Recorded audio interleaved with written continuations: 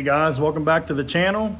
Here today we have a 2014 Silverado. The guy put headers on it. Well, he had another guy put headers on it, and then he had another guy attempt to tune it. The check engine light was flashing. Cylinder 5 misfire. He also had traction control light kicking on. I think I got that figured out. Pulled the spark plug, replaced the spark plug, and got the tune file pulled off on it. They tried to lock the ECU. Got around that, got that figured out. So now we got it on the dyno. We're gonna continue to make some pulls and data logs to see if we got that fixed. And then I think the customer wants to do some E85, I believe it's a flex fuel truck. So we'll go ahead and get some data logs of it and start down this baby in. All right, keep you posted.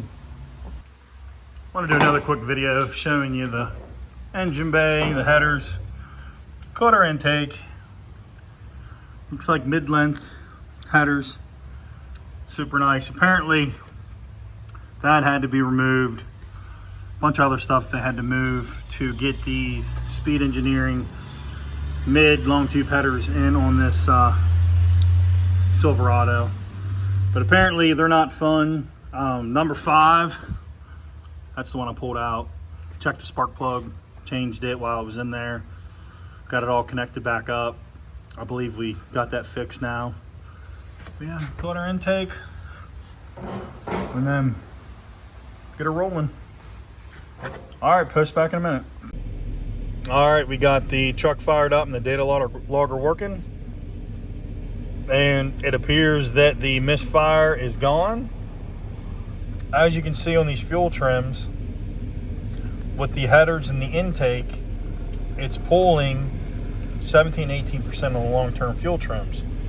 When you change a cold air intake on a MAF vehicle, it changes the MAF frequency curve. Essentially, this whole truck's going to need to be retuned based off of that intake being changed. Also with the airflow, with the headers being changed. So those combinations there will require a retune for it to be running optimal. But yeah, it looks like sounds great. I think we got the misfire fixed. Even potentially got the traction control light off. So everything's looking good. We'll start tuning on it and getting that MAF curved out in, do some wide open throttle stuff, and we'll keep you posted. All right, talk to you soon.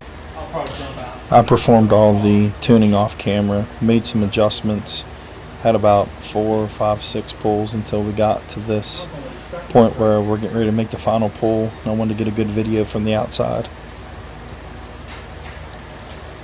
Before the last pull, I went ahead and let it cool down for about 5 minutes so we could get some decent numbers since we were making those back-to-back pulls.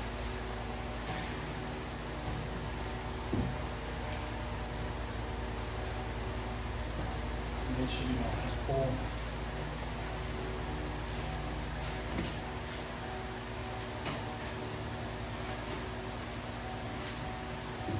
Here we go. We're going to make the final last pull. See if we can pick up a little bit more on this tune file.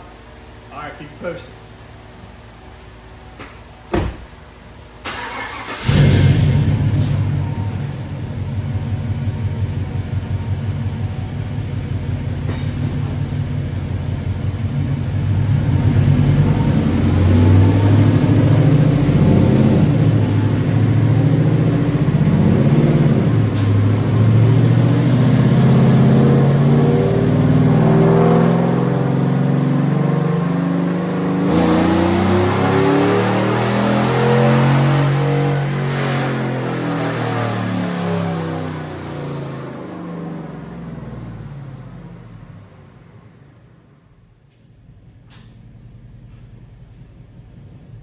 I'll pull up the dyno sheet. The pull felt really strong. I'll show you what the final numbers are.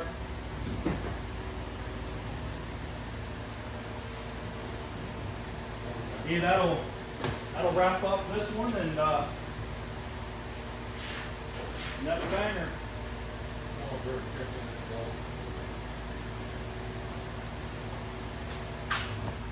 All right, there it is. Last final pull, picked up a little bit more. It was a little lean. There's the first pull there at 271, 317. And then we ended up with 311 and 360. I think that's great pickup on one of these Silverados with the header and using the wideband, getting this thing dialed in. I think the customer's really going to enjoy it.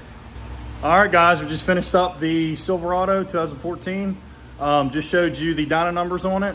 I think the customer's really going to enjoy the extra power and the drivability, and also getting the cylinder 5 misfire fixed, checking out the wiring, and fixing a couple little mistakes that were done from the previous shop that worked on it and tuner. But now I think he's going to be able to enjoy the vehicle, made a little extra power, and the main thing is getting the wideband in on these trucks so that the air-fuel ratios are where they need to be. All right, well, stay tuned, and appreciate everybody. Talk to you soon.